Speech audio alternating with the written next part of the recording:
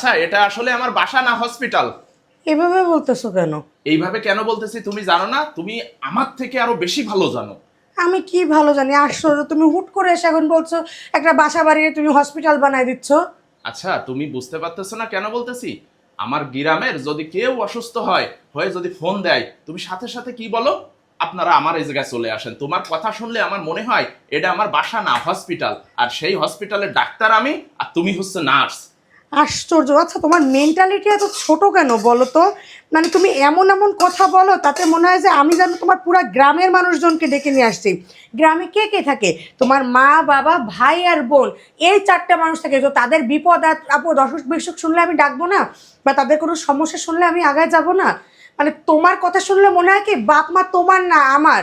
শোনো, সমস্যা শুনলা ঠিক আছে, পাশে টাকা পাঠাই দিলাম, কিন্তু বলার দরকার কি যে না এই জায়গায় চলে আসেন, যতদিন মনে চায় এই জায়গায় থেকে সুস্থ হয়ে তারপরে বাসায় যাবেন। কেন রায়নের আমার আব্বু, টাকা খরচ হয় না? তুমি বোঝো তুমি না? এমন স্বার্থপরের মতন কথা বলো না।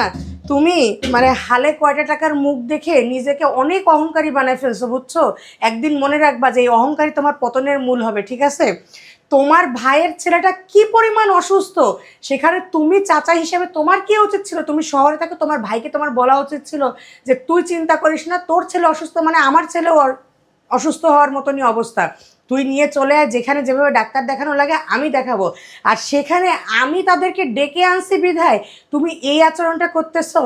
কেন করতেছি তুমি বোঝো আসলে না? কত টাকা আমার খরচ হচ্ছে, এই টাকাগুলা যদি আমি সঞ্চয় করতাম আমার ছেলের একটা ভবিষ্যৎ হয়ে যেত। বাহ। ঠিক আছে? আর তোমার বাবা মা না নিজের সকল সঞ্চয় ভেঙে তোমাকে বিদেশে পাঠায় উচ্চশিক্ষায় শিক্ষিত করছে। আসলে উচ্চশিক্ষায় শিক্ষিত তো আমার শ্বশুর শাশুড়ি করতে পারেই নাই। শিক্ষিত নামের একটা কি বলবো মানে অশিক্ষিত তৈরি করছে তোমাকে। তুমি এটা একটু বেশি বেশি কয়টা বলে ফেলতেছো না? বেশি বেশি কি, এতগুলো সার্টিফিকেট থাকলে শিক্ষিত হওয়া যায় না, ঠিক আছে?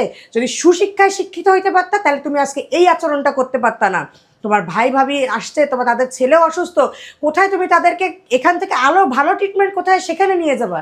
তা না করে তুমি আমার উপরে চিল্লাইতে আসছো যে আমি কেন তাদেরকে ডেকে আনছি। তোমার লজ্জা লাগে না?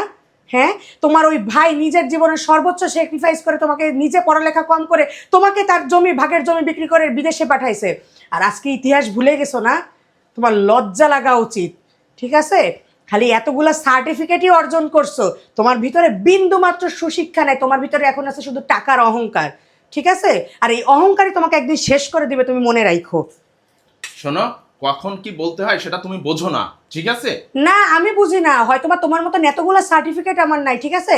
কিন্তু আমার ভিতরে একটু হইলেও সুশিক্ষা আছে, ঠিক আছে? তুমি এখন আর তর্কে যাও না, যাও যে তোমার ভাইয়ের বেটাকে যেখানে ভালো ট্রিটমেন্ট হয় সেখানে নিয়ে যাও।